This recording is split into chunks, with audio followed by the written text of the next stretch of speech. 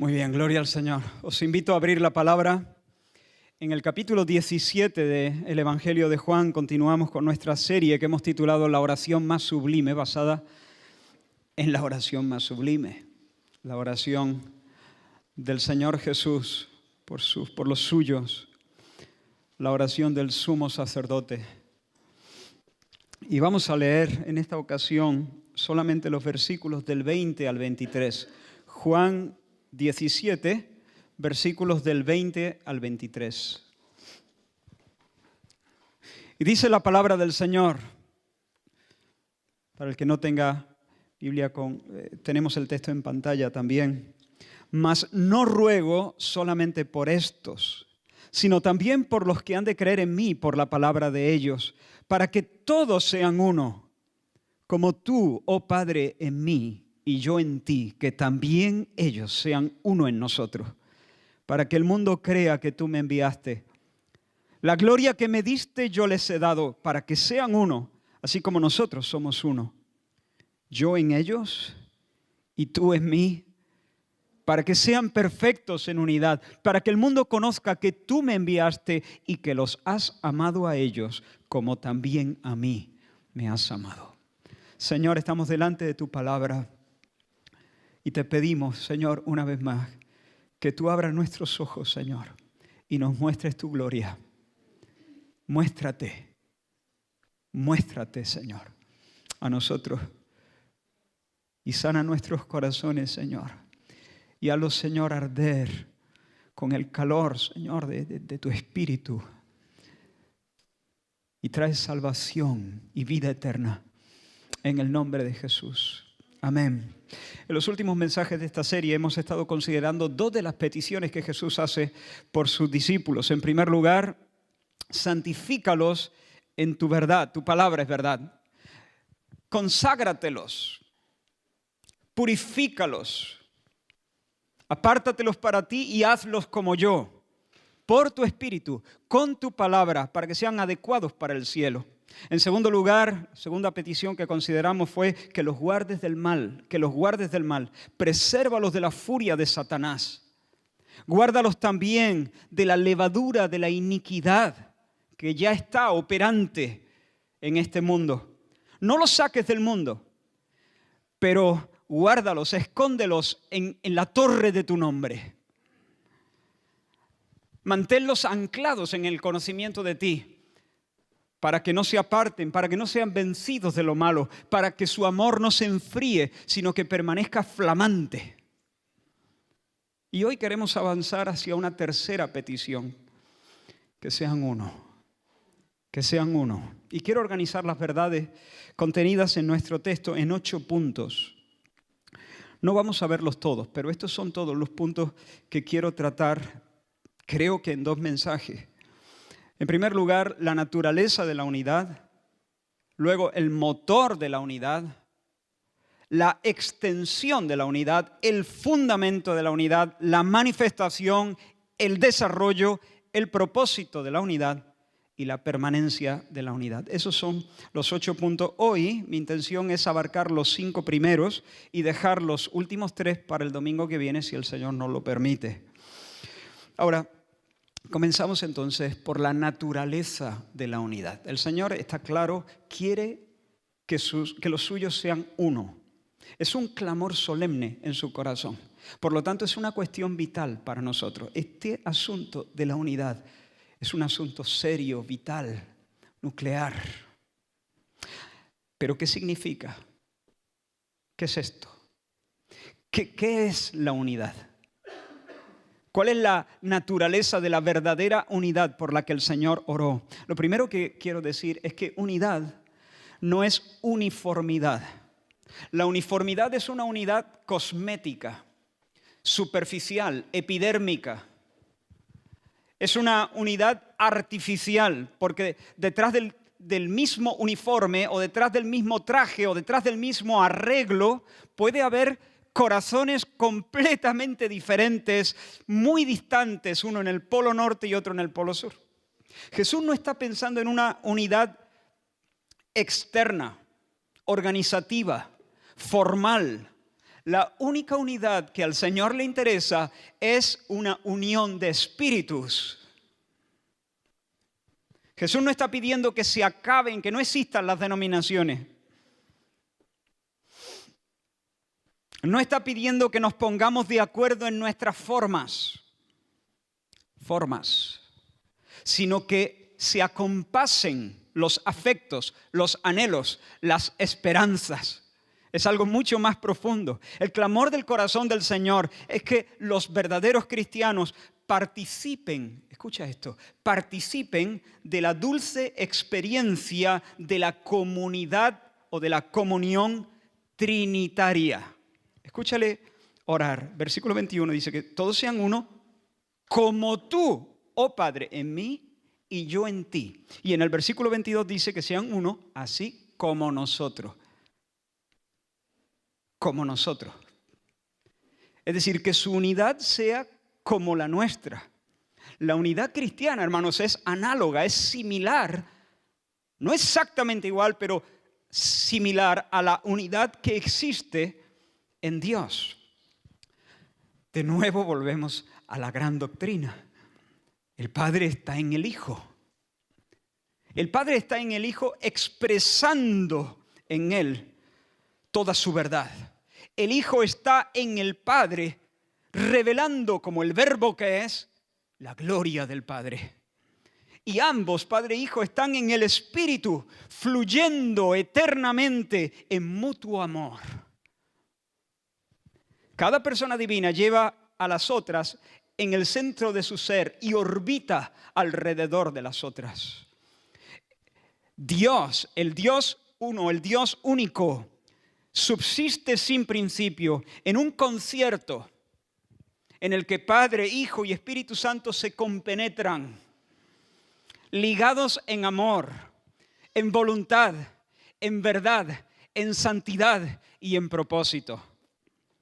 Dios goza sin medida de lo que hemos llamado en otras ocasiones, una coreografía de amor llamada comunión.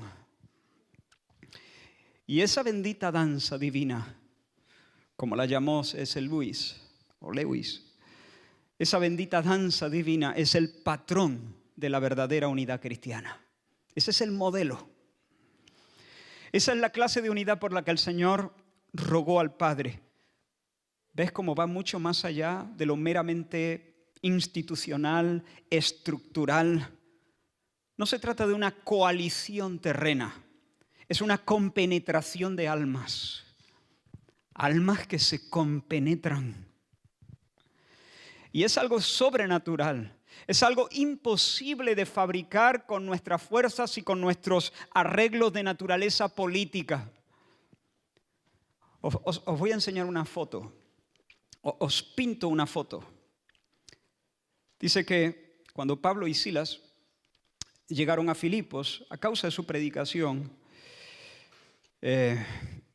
habiéndose manifestado el poder de Dios, el pueblo se levantó contra ellos y después de haberles azotado mucho, nos cuenta Lucas en el capítulo 16 de Hechos, los echaron en la cárcel, mandando al carcelero que los guardase con seguridad. Y el carcelero, recibido este mandamiento, dice la palabra que los metió en el calabozo de más adentro y les aseguró los pies en el cepo. Y ahora presta atención. Pero a medianoche, ahora recuerda, ¿no? Molidos a palos, asegurados en el cepo. Tú que no te puedes estar quieto ni un segundo en la cama, si te pica algo, te tienes que cambiar de postura. Asegurados en el cepo. Maltratados. Dice, pero a medianoche, orando Pablo y Silas. ¿Te los puedes imaginar? Empiezan a orar los dos allí en el calabozo más hondo. Dice, orando Pablo y Silas, cantaban himnos a Dios y los presos les oían. Ahora, imagina la escena. Intenta meterte allí con tu imaginación en el calabozo de más adentro. Sus corazones de repente rebosan en himnos a Dios.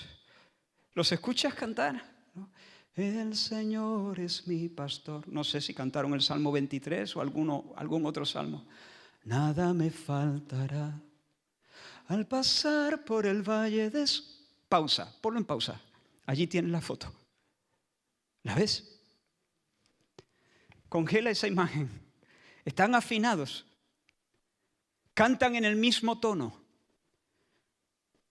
Pero yo no me estoy refiriendo a que los dos están en do sostenido. No estoy hablando ahora de una nota musical. Estoy hablando de una afinación diferente. Hay afinidad espiritual. Sus almas se compenetran, están calibradas con el diapasón del cielo. Las cuerdas de sus corazones vibran en una misma frecuencia, armonizan. Tienen una misma mente, una misma disposición interna, un mismo amor, un mismo propósito, un Señor, una fe, un bautismo, un mismo Padre, el cual es sobre ellos y por ellos y en ellos. Por eso pueden cantar una misma canción en un momento como ese. Dale al play otra vez. Que sigan cantando. Al pasar por el valle de sombra y de muerte, mirad cuán bueno y cuán delicioso es habitar los hermanos juntos en armonía.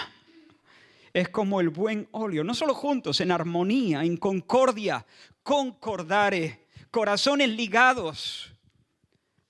Es como el buen óleo sobre la cabeza, el cual desciende sobre la barba de Aarón y llega hasta el borde de las vestiduras, como el rocío de Hermón que desciende sobre los montes de Sión, porque allí, dice el Salmo 133, porque allí envía el Señor, donde hay verdadera comunión fraternal, envía el Señor bendición y vida eterna. Y vaya si hubo bendición y vida eterna ese día en el calabozo, en la cárcel de Filipos. Hermano, cuando pienses en la unidad y ores por ella, no te conformes con menos que esto. Ten en mente esa estampa, la estampa de esos dos compañeros que cantan himnos a Dios en Filipos. La verdadera unidad de la iglesia es una unidad espiritual. No requiere que todos formemos parte de una gran iglesia global, bajo un mismo nombre, perfectamente uniformado. No hace falta. Cuando ores por la unidad, pide que los hijos de Dios, con independencia de sus diferencias superficiales, vibren juntos, vibremos juntos en una misma mente, en un solo propósito, en un mismo afecto, en una sola lealtad por el Rey Jesús. Así que sean uno como nosotros. Esa es la naturaleza de la unidad. Pero además de decir Jesús que sean uno como nosotros, en el versículo 21 Jesús dice que también ellos sean uno en nosotros. No solo como nosotros, sino uno en nosotros. Y en el versículo 23 el Señor dice, yo en ellos, esto es glorioso, yo en ellos, tú en mí, para que ellos sean perfectos en unidad. Hemos entrado ya en nuestro segundo punto. Ese es el motor de la unidad. Esa es la clave de la unidad. La inhabitación. La morada de Dios en nosotros. La inhabitación divina. La presencia del Padre y la presencia del Hijo por el Espíritu en nuestros corazones, la vida de Dios en nuestra alma, Cristo en nosotros, y no solo Cristo en nosotros, porque en Cristo está el Padre, y cuando Cristo es en nosotros, entonces el Padre es en nosotros. Vendremos y haremos morada con Él, el Padre y yo, por el Espíritu, el Dios trino en nosotros. Y si Dios está en nosotros, entonces nosotros estamos en Él. Lo que Jesús está pidiendo básicamente es esto, Padre, que ellos, al estar en nosotros, sean uno. Que vinculados a nosotros, que insertados en la Trinidad, embutidos en la coreografía divina, participando de la naturaleza divina, atados a Dios con cuerdas de amor, ellos experimenten la unidad, la verdadera unidad, y perciban y experimenten que lo que les une a nosotros también suelda sus almas, las funde en una. El corazón de Pablo, hermanos, está cosido al corazón de Silas con un hilo invisible que no se puede romper. Están unidos por lo que la Biblia llama el vínculo del amor. El vínculo del amor. Son un cordón de tres dobleces, porque ambos están en Dios. Ellos están en Dios. Pablo está en Cristo. Silas está en Cristo. El Padre y el Hijo por el Espíritu están en cada uno de ellos.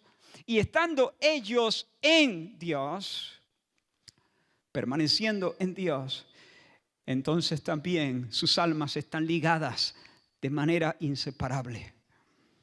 Ahora observa el versículo 22. La gloria que me diste yo les he dado para que sean uno. La gloria que me diste yo les he dado para que sean uno. Ya vimos en el primer mensaje de esta serie algo de este texto. Y dijimos que la gloria del Hijo eterno, la gloria del unigénito de Dios, es la experiencia del amor filial. El tesoro del Hijo de Dios, de la segunda persona de la Trinidad, es la felicidad filial. Ser hijo frente a su Padre y recibir constantemente su beneplácito y su sonrisa. Ser el hijo de la túnica de colores. Esa es la gloria de la segunda persona de la Trinidad. Pero en su encarnación, cuando Él tomó nuestra naturaleza humana, Él fue lleno del Espíritu Santo para que también como hombre, no solo como Dios, sino también como hombre en su naturaleza humana, siguiera disfrutando del flujo incesante del amor paternal. La gloria del hombre Jesús es que por el Espíritu, su Abba, su Padre, estaba en él, besándole, aceptándole, caminando con él al aire del día. Y esa es la gloria que Jesús nos comparte. No su gloria como la segunda persona de la Trinidad. No su gloria divina, porque el ser divino de Dios no comparte su gloria con los hombres. Pero Él nos comparte sí esta gloria que recibió en su encarnación como hombre.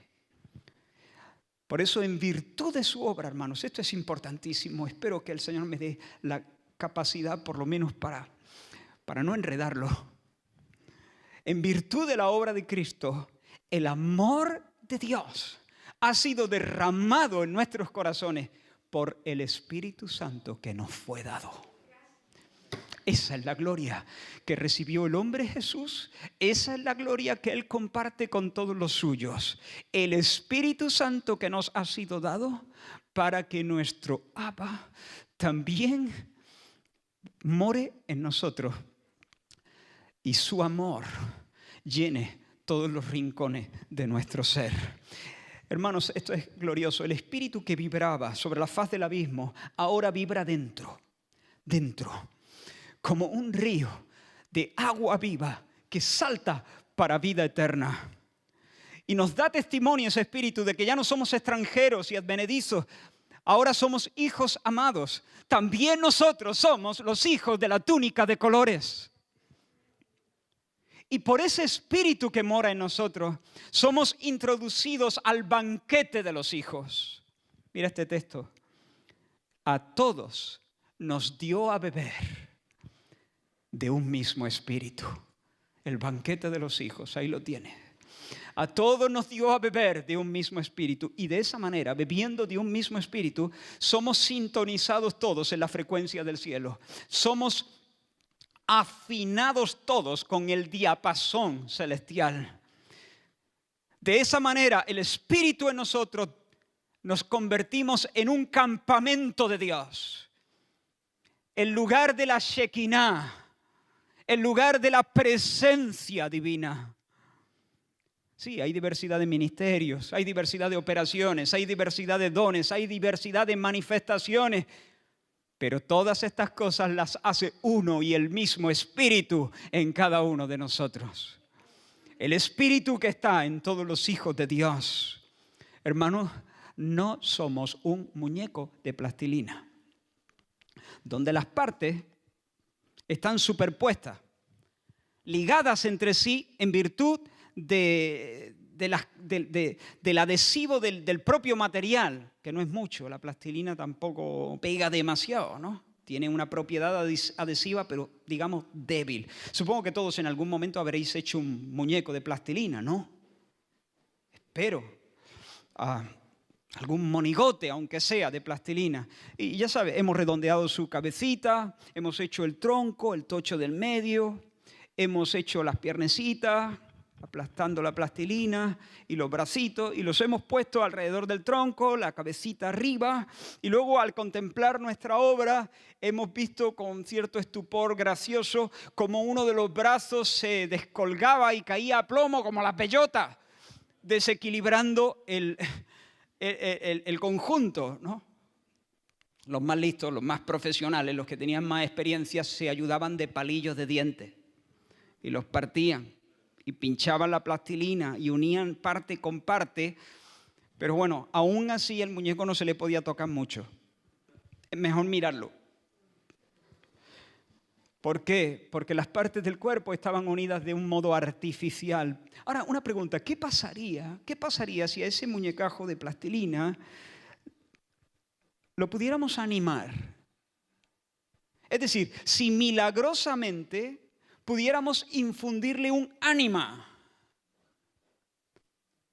Si pudiera ser un muñeco animado, pero con alma. Entonces ese ensamblaje se convertiría en una unidad no artificial, una unidad orgánica, una unidad vital. Y podríamos incluso bailar con el que ya no sería un muñeco. Podríamos bailar con él sin miedo a que la cabeza se le cayera rodando cuesta abajo. Oh, hermanos, la unidad cristiana no es una unidad de plastilina. Es una unidad orgánica. ¿Por qué? Porque hemos sido animados. Hemos sido animados por el soplo del Omnipotente. Por un solo espíritu, dice Pablo, por un solo espíritu fuimos todos bautizados, sumergidos en un cuerpo, sean judíos o griegos, esclavos o libres. Somos un cuerpo animado por el Espíritu. La unidad, por eso, es la unidad del Espíritu. Es la unidad del Espíritu, porque es el Espíritu el que la establece con su presencia, el que nos vincula de esta manera orgánica, vital, poderosa. Somos uno, hermanos. Todos los que estamos en Cristo somos uno. La unidad es un hecho, la unidad es un don de Dios. Por supuesto, es un don que debemos cuidar, pero no necesitamos producirla. No, Dios la produce. La unidad la recibimos, es un hecho. No la construimos nosotros. Se nos da, se nos hace uno. Nosotros la cuidamos, la fomentamos, la protegemos, la cultivamos, pero no la producimos. Nuestra unidad no solo debe ser como la unidad trinitaria, como ya hemos hablado en el primer punto. No solo debe ser como la unidad de Dios, sino puede ser como esa unidad, porque Dios ha venido a nosotros en su poder para ser el motor que la dinamiza. Cuando el Dios que danza se nos mete dentro, nos convertimos en una comunidad danzante. Por el Espíritu quedamos imantados hacia Dios y por lo tanto nos acercamos unos a otros. Si yo pusiera 4 personas en las 4 esquinas de esta sala y yo los imantase para que fuesen atraídos a algo que pusiera yo en el centro, con cada paso ellos se estarían acercando. En la medida en que avanzan hacia el centro, se van acercando entre ellos también. Es imposible que se acerquen al centro sin reducir la distancia entre ellos. Eso es lo que nos ha pasado. Eso es lo que ocurre cuando el Espíritu Santo nos sella, se adueña de nosotros. Nos pone de cara a Dios, nos imanta hacia la gloria de su nombre y nos guía en medio de esta vida. Con cada paso se profundiza nuestra experiencia de unidad con el resto de peregrinos que caminan a nuestro lado. Hermanos, en breve vamos a celebrar la Santa Cena. Y en un sentido, hermanos, por mi manera de ser, me incomoda pedir que algunos se abstengan. Bueno, estos símbolos, el pan y el vino, solamente es para aquellos que... Sí, a veces me siento un poco incómodo de hacer eso por mi forma de ser, pero saber estas cosas no me deja hacer sino decir la verdad. Y la verdad es que esta comida es una comida familiar. Una de las cosas que estamos expresando por medio de la participación de estos símbolos es que estamos unidos por lazos más fuertes que los lazos de sangre. Por tanto, este no es un lugar inclusivo, este es un lugar exclusivo. Es la mesa de los hijos, no de los buenos, sino de los que han sido recibidos a misericordia, aquellos que han nacido de nuevo. Dice la palabra, el que se une al Señor es un espíritu con Él. Los que se han unido al Señor y ahora son un espíritu con Él. Y que por la presencia del Espíritu Santo en sus corazones tienen infundido el amor de Dios en sus pechos. Dar lugar a cualquiera en esta mesa es menospreciar este milagro y es atentar contra la unidad cristiana. He oído de pastores que reciben a todos. Sencillamente no entienden lo que significa esta comida, no entienden lo que significa la iglesia, no saben lo que es la unidad. Que el Señor les ayude y les alumbre. Así que hemos visto en primer lugar que la unidad por la que el Señor ora no es material, no es estructural como la unidad de una organización bien engrasada, es espiritual como la unidad que Dios disfruta en el seno de su ser trino. Por otra parte, hemos visto que es la unidad del Espíritu. Él es el creador y el dinamizador de esta realidad. Pero en tercer lugar, ¿cuál es la extensión de la unidad? La extensión de la unidad. ¿A quiénes comprende? Muchas veces cuando pensamos en unidad pensamos, por supuesto, en los hermanos de nuestra propia congregación, pero generalmente siempre, en primera instancia, incluimos a otros hermanos de otras iglesias, incluso otras denominaciones que no se reúnen con nosotros, pero que conviven con nosotros. Pensamos también en ellos. Incluso algunos alzan más la vista y piensan en hermanos de otras iglesias, de otros lugares, de otras que no conviven con ellos, viven en lugares distantes, son personas que ni siquiera conocen y que en esta vida nunca van a conocer, pero también saben que ellos están incluidos en esta unidad. Pero hermanos, Jesús contempla todavía una unidad más ancha. Es una unidad que atraviesa los siglos, atraviesa las generaciones. Mira el versículo 20, mas no ruego solamente por estos, sino que también por los que han de creer en mí, por la palabra de estos, de ellos. Ruego por estos, sí, pero no solo por estos. ¿Quiénes son estos? Sus discípulos, los apóstoles que están ahí, ¿no? No solo ruego por estos 11. También ruego por todos los demás que van a creer en mí por la palabra de ellos. Y ahora escucha, para que todos sean uno. ¿Quiénes son esos todos? Esos todos incluye a ambos grupos, estos y los que van a creer en mí por la palabra de estos. Para que todos, muchas veces cuando pensamos en la unidad solamente pensamos en los cristianos vivos en este momento, que seamos uno. Pero ese todos incluye más. Estos, Mateo, Santiago, Juan y los que han de creer en mí por la palabra de estos. Ana, Julián, Maruja, que todos sean uno. Es más, a la luz de la Escritura, puedo decir que ese todos incluye también a los creyentes del Antiguo Testamento. La unidad que Jesús tiene en mente es la sinfonía de las almas de sus discípulos de todos los tiempos. Porque en ese sentido, el culto de Abel, los diezmos de Abraham, el canto de Moisés, el canto de Ana, el canto de Débora, la danza de David, los ayunos de Ana la profetisa, el martirio de Juan el Bautista, la ofrenda de la viuda, los himnos de Pablo y Silas en Filipos, la intercesión de las almas santas que ahora mismo están en el cielo, en regiones celestiales. Esta predicación, tu escucha atenta, el canto que hemos entonado, el canto que vamos a entonar, son notas de una misma pieza. De una misma canción, de una misma sinfonía.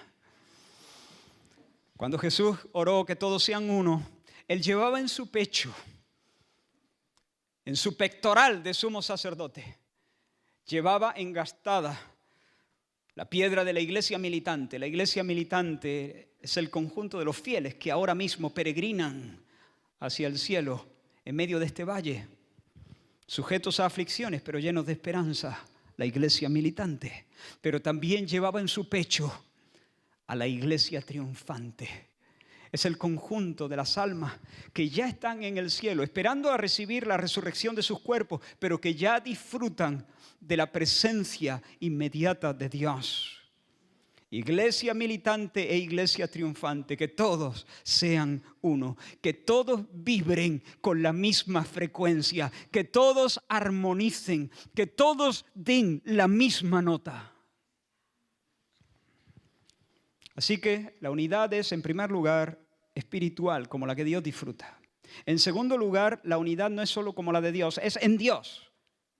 No en nuestras fuerzas y en nuestros arreglos de plastilina, es en Dios, en virtud de nuestra unión con Dios y la presencia en nosotros de su Espíritu, que derrama en nuestro ser interior el pegamento celestial del amor. El amor divino. En tercer lugar, incluye a todos los verdaderos cristianos de todos los tiempos. Pero en cuarto lugar, ¿cuál es el fundamento de esa unidad? ¿Cuál es el fundamento? ¿Sobre qué cimiento se levanta? Mira el versículo 20 de nuevo. Mas no ruego solamente por esto, sino también por los que han de creer en mí, por la palabra de ellos. Los que han de creer en mí, por la palabra de ellos. La unidad cristiana no merece ese nombre si no está basada en una verdadera fe en el Señor Jesucristo, en la persona y la obra del Señor Jesucristo. Es una unidad de creyentes, los que han de creer en mí, mi persona, mi rango, mis títulos y mi trabajo. Es una unidad en la fe de Jesús. Pero por favor, presta mucha atención ahora. ¿Qué es Jesús? ¿Cómo que qué es Jesús? Sí, que qué es Jesús. Fe en Jesús, he dicho. Es una unidad de la fe en Jesús. ¿Pero qué es Jesús? Bueno, pues ¿cuál va a ser?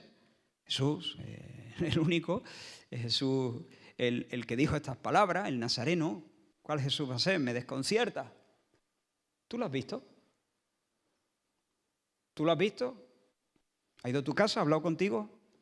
¿Te has entrevistado con él? ¿Le viste caminando sobre las aguas? Entonces, ¿cómo sabes que le conoces? ¿Cómo sabes que no estás creyendo en un Jesús que es producto de tu imaginación? Pues hermanos, por la palabra de ellos. Creer en mí por la palabra de ellos. Fíjate que no dice por el ejemplo de ellos. No. Dice por la palabra de ellos. De hecho, la palabra es el centro del testimonio. A veces cuando nosotros decimos, hablamos de testimonio, pensamos en el ejemplo. No, el testimonio es la palabra. La profesión que hace un testigo. La confesión que hace un testigo. por la palabra, por el testimonio apostólico, por la predicación del Evangelio en boca de los delegados autorizados de Dios, por el mensaje que quedó registrado de manera autoritativa en las Escrituras, la doctrina de los apóstoles. No hay más. Yo no puedo tener comunión con un testigo de Jehová. Aunque él a sí mismo se llame cristiano, no puedo tener comunión con él. Nuestras almas están desafinadas completamente. Él dice que Jesús es el primer ser creado, pero los apóstoles dijeron que él es el creador. Dios sobre todas las cosas, bendito por los siglos. Yo no puedo tener comunión con alguien que ve la crucifixión de Jesús como un atropello, como una tragedia, como un hecho accidental, pero no como un sacrificio vicario propiciatorio que apacigua la ira de Dios y que fue ordenado por Dios antes de la fundación del mundo. Yo no puedo cantar con alguien que piensa que Jesucristo es Salvador en el sentido de que Él es nuestro Maestro y nuestro perfecto ejemplo, pero no cree que sea divino, ni que haya nacido de una virgen, ni que se haya levantado de los muertos.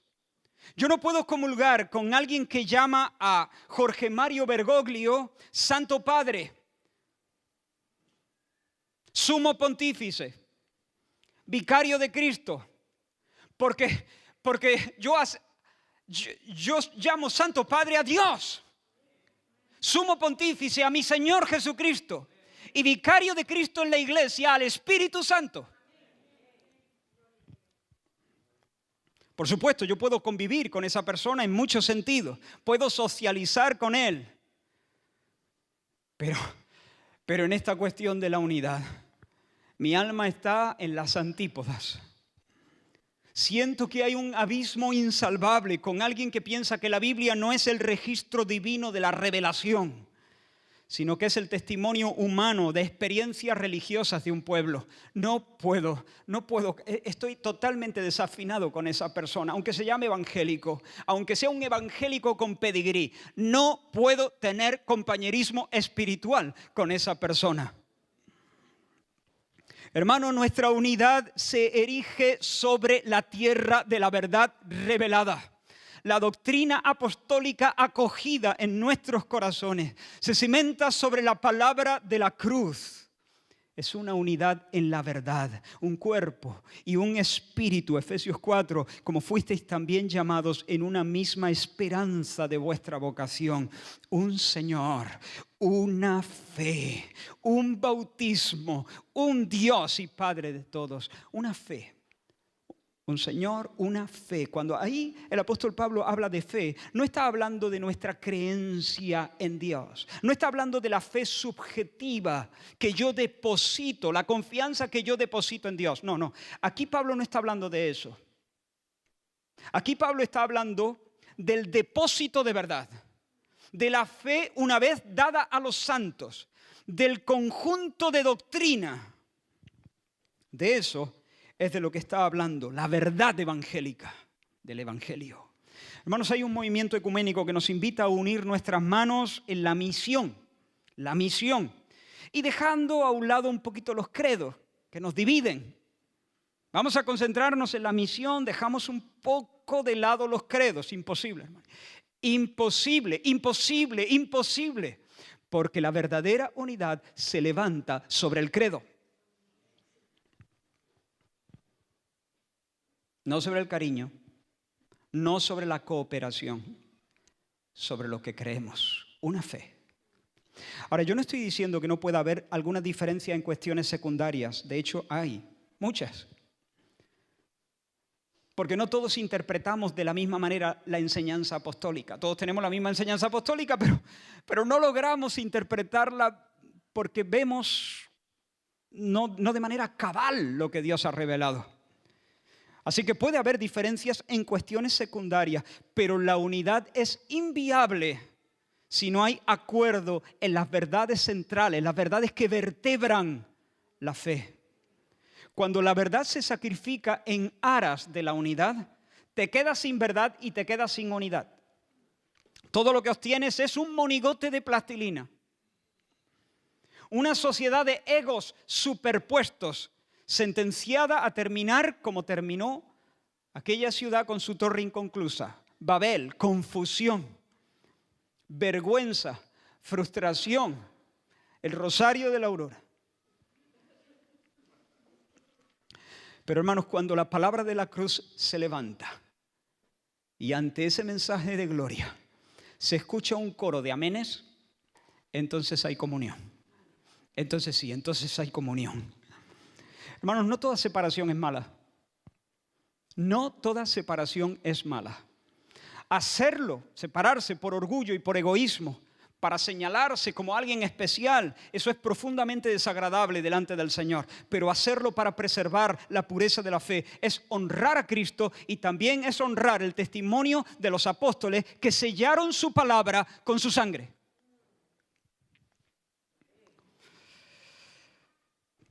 Y pasamos al último punto. He dicho que cuando los corazones responden amén ante la palabra de la cruz, hay verdadera comunión. Y donde hay comunión, el compañerismo florece. La comunión se expresa, se manifiesta en compañerismo. Mira este texto. En 1 de Juan, capítulo 3, versículo 17, dice: pero el que tiene bienes de este mundo y ve a su hermano tener necesidad y cierra contra él su corazón, dice Juan, ¿cómo mora el amor de Dios en él? Mira el razonamiento del apóstol. Si ve al hermano pasar necesidad y pasa olímpicamente y cierra contra él su corazón, ¿cómo mora el amor de Dios en su corazón, en él?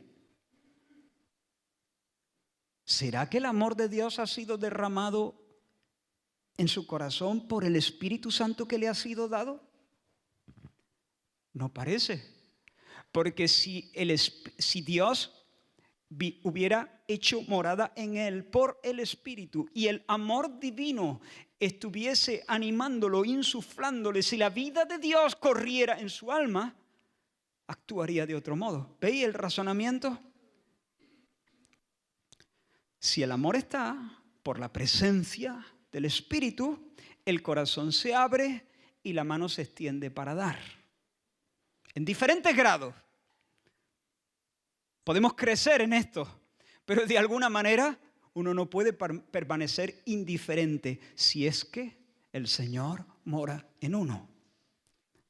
La comunión invisible se hace visible, se manifiesta, se irradia hacia afuera. Viene a ser un espectáculo al mundo y el mundo la puede observar. Mira Jesús lo que dice, que sean perfectos en unidad para que el mundo conozca. O sea que el mundo nota algo. El mundo no puede ver la presencia. La presencia no la ve. El mundo no capta la naturaleza de la unidad. El mundo no ve lo que nos vincula, pero nota los resultados. El mundo sí ve los efectos. El mundo sí percibe el cariño. El mundo sí percibe la ayuda. Sí ve el servicio. Mira qué espectáculo. Hechos capítulo 2 dice que perseveraban en la doctrina de los apóstoles, en la comunión unos con otros, en el partimiento del pan y en las oraciones. Y un poquito más adelante dice, todos los que habían creído. ¿En qué? La doctrina de los apóstoles. Lo hemos leído. Todos los que habían creído estaban juntos. Qué raro, ¿no? Es que no podían no estarlo. Estaban juntos. Tenían en común todas las cosas. Incluso mira qué despliegue de potencia aquí divina, ¿no? Mira qué milagro. Y vendían sus propiedades y sus bienes y los repartían a todos según la necesidad de cada uno. Maravilloso, ¿no? Estaban juntos. Quiero sobre todo subrayar esa parte. Estaban juntos. Hermanos, dicen que dos personas que sobreviven juntas a un naufragio quedan conectadas de por vida. Esa vivencia conecta sus corazones, porque ambos conocen el miedo. Ambos conocen el frío de la noche mientras están agarrados a una tabla. Ambos han gustado de la emoción de ser rescatados de la muerte. Así que sienten que se entienden, se sienten comprendidos. Saben que cuando el otro habla, el uno entiende. Cuando el uno habla, el otro entiende. Tienen ese compañerismo especial que si tú te sumas a la conversación, no vas a lograr nunca. A menos que hayas pasado por la misma experiencia, hay algo que se te escapa. Sí, los conceptos los entiendes, pero a otro nivel te quedas en fuera de juego. Y así ocurre con los creyentes. Yo sé que, salvando los detalles personales, hay detalles en tu vida que no se parecen a los detalles de mi vida, pero salvando esos detalles que no dejan de ser circunstancias más superficiales, yo sé que tu experiencia es como la mía. Sé que conoces la convicción de pecado. Si tú estás en Cristo, yo sé que tú sabes qué es la convicción de pecado. Y yo sé que tú sabes la dulzura del perdón de los pecados. Yo sé que tú sabes el celo por la gloria de Dios. ¿Conoces eso? Si no lo conoces, entonces tú has escuchado hablar de la experiencia, pero no la has tenido. Mira este texto. Este es un texto raro, no lo traigo aquí para explicarlo. Un texto raro no, un texto, digamos, un poquito polémico, porque los comentaristas no se terminan de poner de acuerdo en cuanto a su significado. Pero ya digo, no voy a entrar en eso. Quiero destacar solo un detalle de este texto. Dice, es imposible que los que una vez fueron iluminados y gustaron del don celestial y fueron hechos partícipes del Espíritu Santo y asimismo gustaron de la buena palabra de Dios y de los poderes del siglo venidero. Y sigue hablando el escritor de Hebreo. Como digo, estos dos versículos pertenecen a un argumento que los comentaristas no se ponen de acuerdo en decir cómo debe entenderse. Pero lo que sí está claro es que el escritor de Hebreos encapsula en estas palabras lo que configura una verdadera experiencia cristiana. Mira, los cristianos son iluminados, los que gustan del don celestial, los que son hechos partícipes del Espíritu Santo, los que gustan la buena palabra de Dios, los que gustan los poderes del siglo venidero. Un cristiano, hermanos, es alguien que ha sido iluminado. Ha experimentado el dramático cambio que experimentó el caos cuando Dios dijo, sea la luz. Es decir, un cristiano ha visto. No lo ha visto todo, pero ha visto la gloria, ha visto algo de la gloria de Dios en la faz de Jesucristo. Es un hombre de ojos abiertos. Un cristiano ha gustado, ha comido del don celestial. No solamente ha visto la gloria, se ha sentado en el banquete de la gracia, a la mesa de la gracia, comiendo del cordero más gordo, vestido con ropa nueva, llevando en su mano el anillo del Padre. No solamente ha visto al santo en su trono, sabe lo que es que el santo le arrime un carbón encendido a sus labios y que remueva su culpa y que le diga, tus pecados te son perdonados. Un cristiano ha sido hecho partícipe del Espíritu. El Espíritu ha venido y ha metido el cielo en su pecho. Y cuando la persona recibe esa gracia, cuando a alguien se le mete el cielo en el pecho, de repente él está sentado en lugares celestiales con Cristo Jesús. No solamente Dios ha venido, sino que Él ha sido llevado. Y ahora forma parte de la coreografía, como hemos dicho. Ahora tiene en sus labios la canción que el Padre y el Hijo se cantan de continuo. La canción de amor que el Padre y el Hijo se cantan de continuo. Ahora también está en sus labios por el Espíritu Santo. Además, el cristiano es alguien que ha gustado la buena palabra de Dios. Ha experimentado que el Evangelio es palabra viva, palabra eficaz. No es un discurso impotente, es una infusión de vida. Es una infusión de vida. Llama a las cosas que no son como si fueran. Hace que las cosas que no son sean. Y por último, el cristiano es alguien que ha empezado a conocer los poderes del siglo venidero. Ha empezado a conocer los poderes del siglo venidero. Tiene experiencias sobrenaturales. El reino venidero, el reino futuro ya ha invadido el presente. Y de cuando en cuando se transfigura en milagros. Y el cristiano conoce esas potencias, conoce esos toques, conoce una paz de repente que no se puede explicar. Los poderes del siglo venidero. Conoce un gozo inefable y glorioso, de naturaleza sobrenatural. Tú diste alegría a mi corazón mayor que la de ellos cuando abundaba su grano y su mosto. Sabe lo que es. Quizá no en el grado en que querría, pero sabe lo que es. Si tú me hablas del gozo de la salvación, yo te voy a entender. Y cuando yo hablo, tú entiendes. Y eso no es normal. Son los poderes del siglo venidero. Anticipos, señales del nuevo orden, del nuevo mundo que está viniendo. Conoce una fuerza que se despliega en su debilidad. Y de repente, cuando es débil, es fuerte. Y puede doblar con sus manos el arco de bronce y asaltar las murallas y vencer al enemigo. Conoce una valentía y una intrepidez que no son el fruto de su carácter, su temperamento. Es algo que le viene de lo alto, de arriba.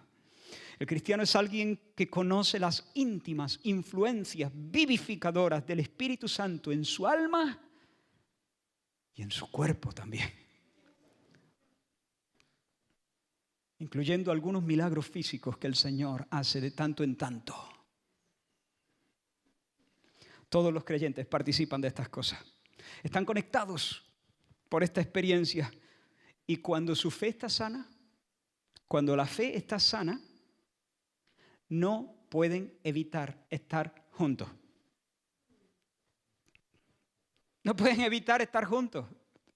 Porque mientras no están juntos se sienten un poco como un chivo en un garaje. Pero cuando están juntos, entonces se sienten en su medio ambiente como un pez en el agua. Porque cuando hablo, esto entienden, están en la misma frecuencia, estamos en la misma página, estamos en el mismo punto. Cuando yo hablo, ellos me entienden, tenemos la misma experiencia y nos podemos alegrar mientras damos testimonio de las grandes cosas que el Señor ha hecho y sigue haciendo con nosotros. Cuando nuestra fe está sana, no podemos evitar ser compañeros y querer serlo, compañeros. Comer del mismo pan. Esa es la raíz etimológica. Comer el mismo pan. Voy a citar a Spurgeon en este punto y estamos llegando al final. Spurgeon, hablando de George Herbert, un ministro anglicano de la alta iglesia anglicana,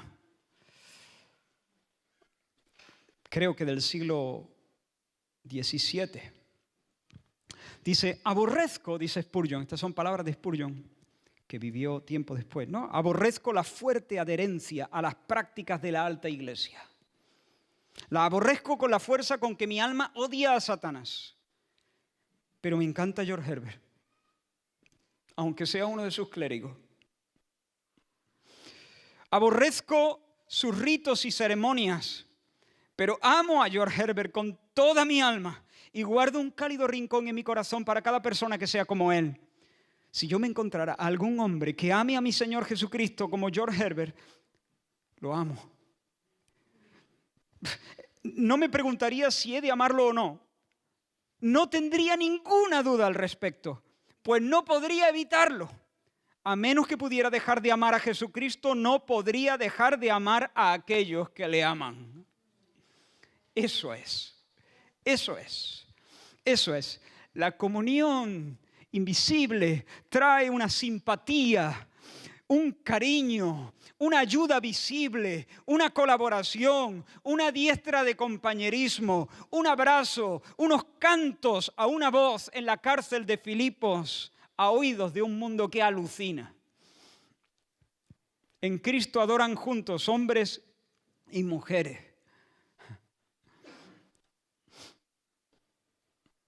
a quien algunos pretenden colectivizar, dividir, separar y poner en pie de guerra.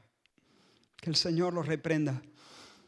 En Cristo adoran juntos jóvenes y viejos, palestinos e israelíes, los que votan a Abascal y los que votan a Sánchez, los arminianos como John Wesley y los calvinistas como Whitefield. ¿Sabes? Yo sostengo algunas diferencias, algunas disputas teológicas en cuestiones de segundo orden, claro, con algunas personas que están aquí. Sí, no te escondas. No. Estoy de broma. Pero, hermanos, cuando yo escucho el palpitar de sus corazones por el Señor y por el Evangelio, yo los sé míos y me sé suyo. Y con entusiasmo les doy la diestra de compañerismo. Ahora, yo creo que tengo razón, ¿eh? Y estoy dispuesto a seguir discutiendo. Pero no estoy dispuesto a vender la primogenitura de la unidad. Para nuestro consuelo, el tuyo y el mío. Yo sé que tú crees que tú tienes razón, pero mira, 5 minutos en el cielo serán suficientes para que lleguemos a un acuerdo.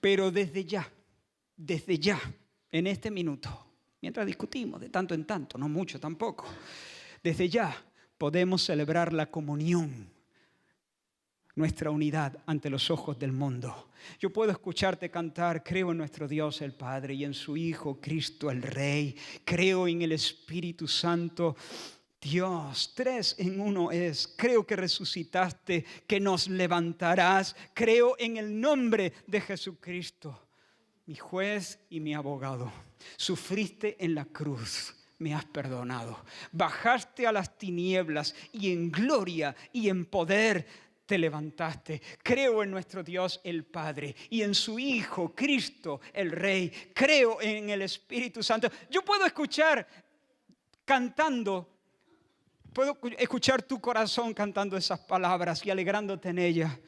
Y hermano, yo en mi espíritu me regocijo y me alegro y puedo decirte, hermano mío, bienaventurado eres, porque esto no te lo reveló ni carne ni sangre, sino el Padre, tu Padre. Tú eres uno de los hijos amados de Dios. Tú eres uno de los hijos de la túnica de colores. Tú eres uno de los benditos del Padre que heredarán el reino. Concluimos, hemos visto que la naturaleza de la unidad es espiritual, como la concordia en amor, verdad, santidad y propósito del Dios trino y uno. El motor de la unidad, pues ¿cuál va a ser? Dios. La inhabitación divina del Padre y del Hijo por el Espíritu Santo en nuestros corazones, insertándonos en Él. Nada de palitos de dientes, ni de plastilina, ni de historia. Nada de arreglos políticos, nada de arreglos estructurales, formales. No, el soplo del Omnipotente. La extensión, todos los hijos de Dios, no importa. Todos los hijos de Dios, no importa a qué grupo pertenezcan, todos los hijos de Dios, los verdaderos discípulos de Cristo, aunque no hayan entendido algunas cuestiones, aunque no tracen las cosas como nosotros, aunque no estén bajo nuestra... Todos los verdaderos hijos de Dios, de todos los tiempos. El fundamento, la verdad de Cristo, la verdad revelada por los apóstoles, la verdad bíblica. La verdad de las Escrituras, recibida como revelación de Dios y creída en nuestros corazones. Y su manifestación, inevitable. Inevitable, porque cuando hay fuego en el hogar, hay humo en la chimenea. Si no sale humo por la chimenea, si el corazón no se abre y la mano no da, hay que revisar. Posiblemente el fuego que arde es de plástico. Es una fascinación, son efectos especiales, pero no es fuego de verdad, porque el fuego, cuando se come la leña, pues sale por la chimenea en forma de humo, por así decirlo, ¿no? La unidad. Que sean uno. Que sean uno. Un asunto solemne en el corazón de nuestro Señor. Quito la foto de Pablo y de Silas. ¿Cantamos nosotros? ¿Cantamos? ¿Cantamos con esta verdad en nuestros corazones? Vamos a cantar juntos. Pero al cantar juntos, vamos a dejar que el Espíritu pueda concertar nuestros corazones y nos regale un nuevo disfrute de esta realidad de la unidad que Él solo produce. Aleluya.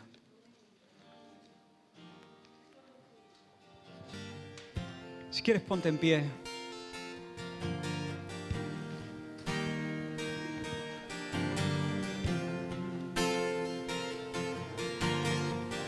Mi Dios y Padre eterno, autor de la creación, poderoso. Aleluya. Tu Espíritu intervino, el Verbo se encarnó, Cristo tú salvas. Creo en nuestro Dios el Padre y en su Hijo Cristo el Rey.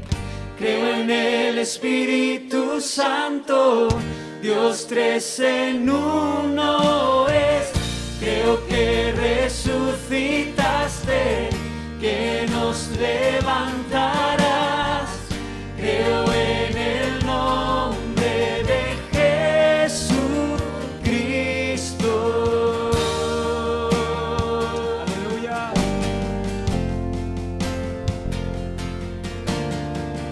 Mi juez y mi abogado, sufriste en la cruz, me has perdonado.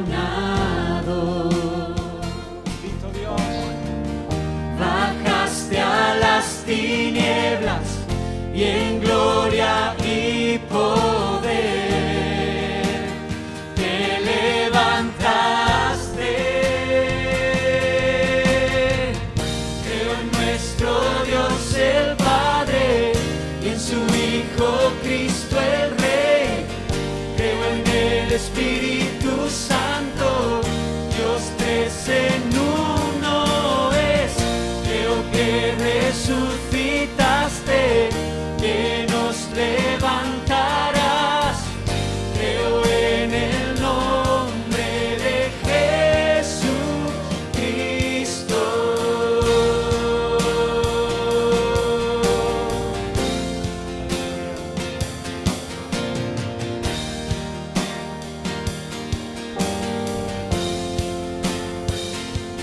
Creo en ti, Jesús.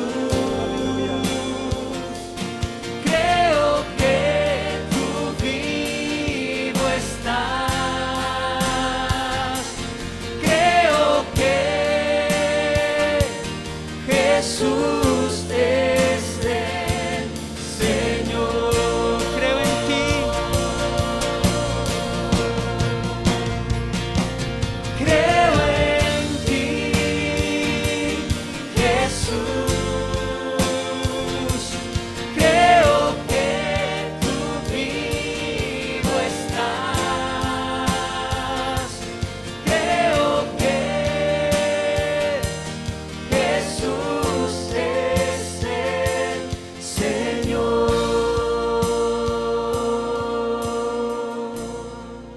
Esta hay que cantarla con los ojos abiertos. Creo en la vida eterna, creo en la comunión, creo que tu pueblo es uno, creo en tu iglesia, Dios, creo que resucitaremos y en gloria volverás. Creo en el nombre de Jesucristo.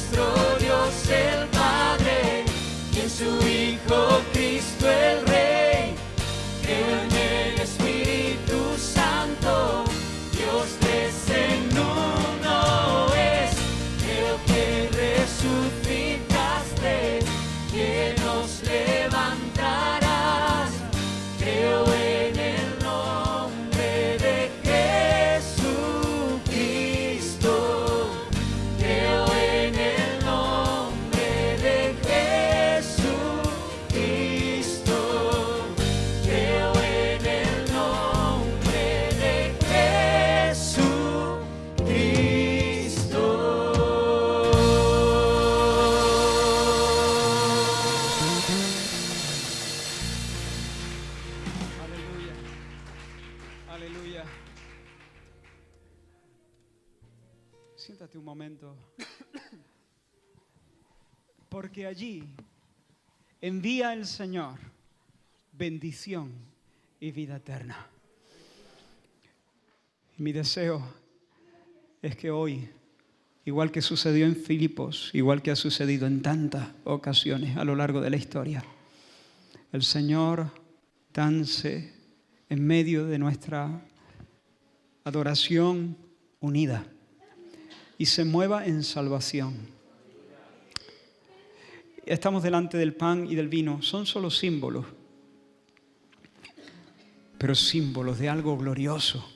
El pan simboliza el cuerpo partido del Señor Jesús en la cruz del Calvario en favor de los pecadores.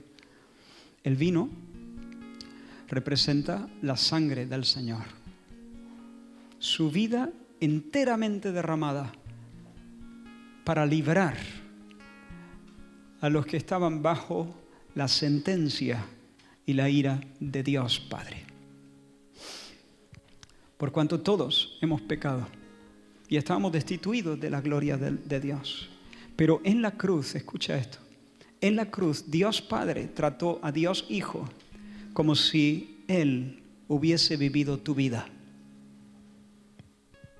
para poder tratarte a ti como si tú hubieses vivido la suya.